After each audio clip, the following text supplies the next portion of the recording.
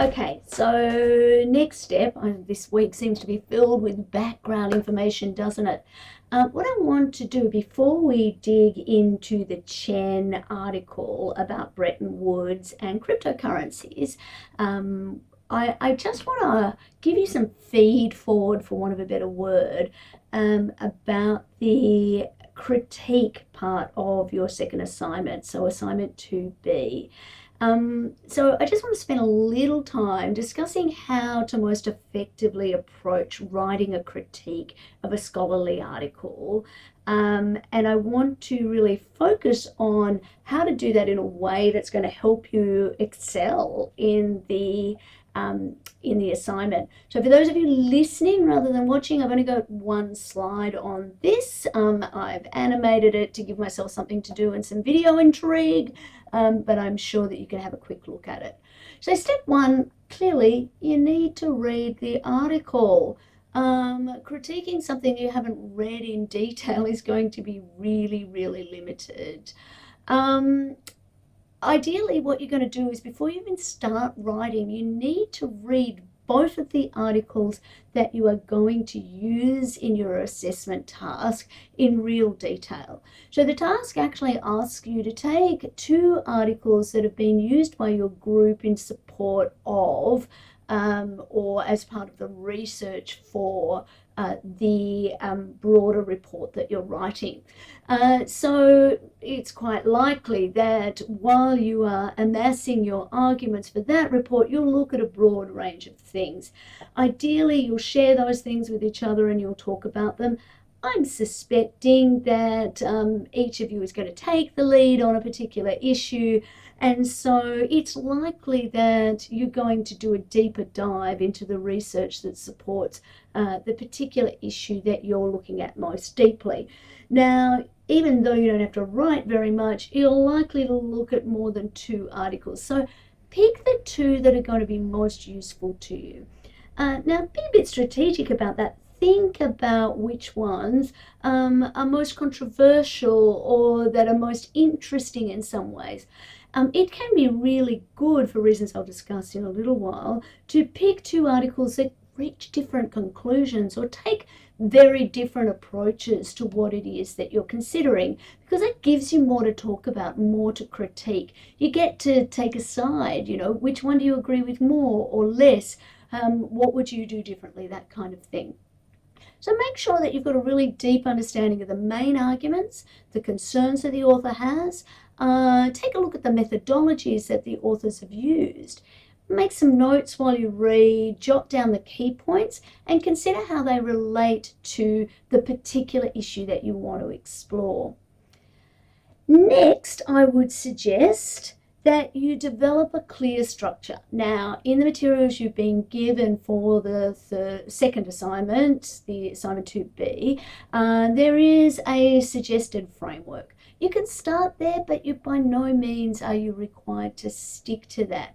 Make sure you've got a structure that's going to make sense to you. The structure is going to help you organize your thoughts and ensure that you cover relevant aspects of the critique. It will also help you make sure that you don't use up all your words at the beginning and not have anything left to say at the end. So it'll provide some sort of context for you to make sure that you get the most important things out. Thirdly, it's going to be important that you analyze the arguments. So you will have done a large part of this as part of assignment 2A, like they fit together here. So, but in the critique, make sure you're not relying on that. Make sure you're expressing it in a way that helps me understand what it is that is really important here. So you need to evaluate the strength and the weaknesses of the author's arguments. You need to consider logical consistency, evidence provided, and the soundness of the methodology. The analysis will help you with the overall quality of the article. Help you assess. Can you tell I'm reading from my notes? It'll help you assess the overall quality of the articles and the contributions that they make to the understanding of the particular issue, the technology, its application, or the legal considerations that we're exploring in this particular context. Next, I want you to compare and contrast the two articles.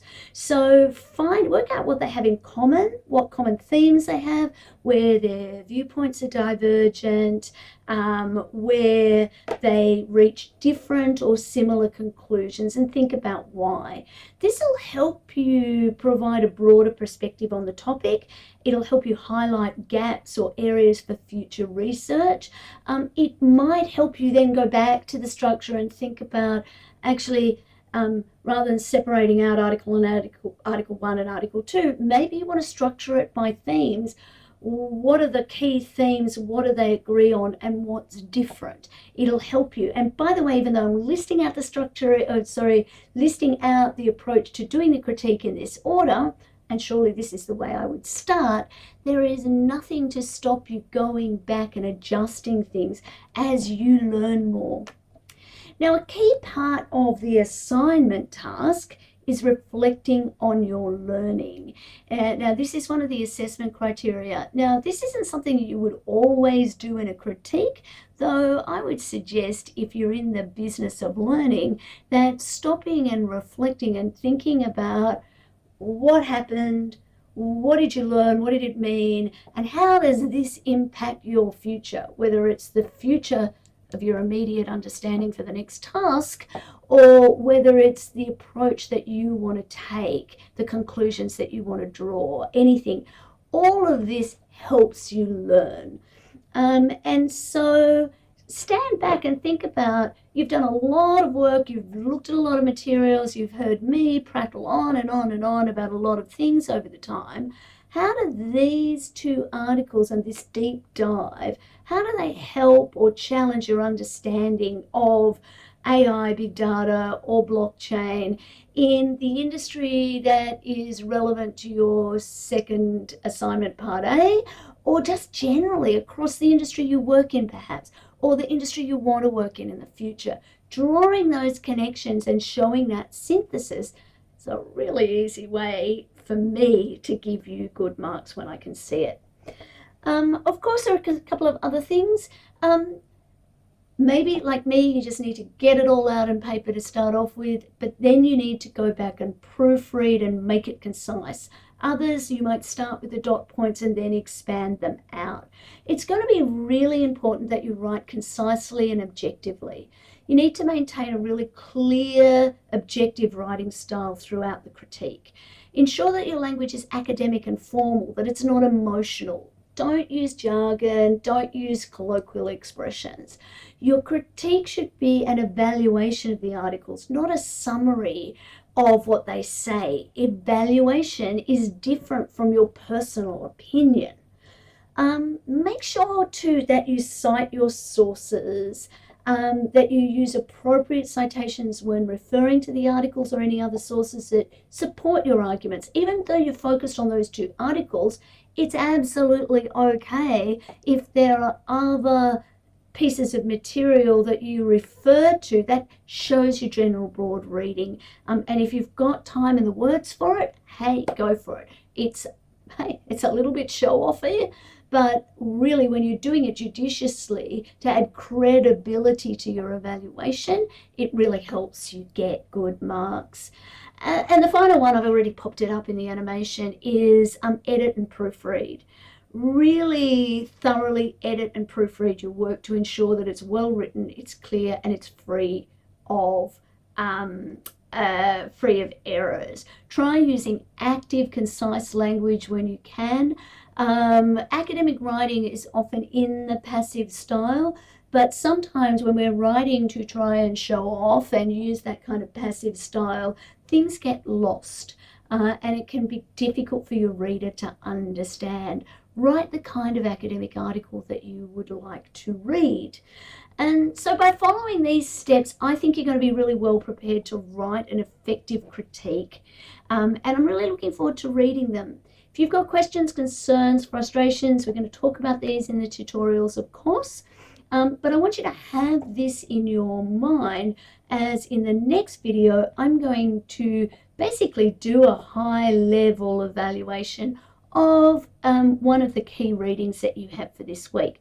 So maybe before you listen or watch the next video, there might be value in reading the 2021 article from Chen, which has the somewhat exciting title of Cryptocurrency as the Modern Day Bretton Woods, a comparative analysis of legal approaches to blockchain technology.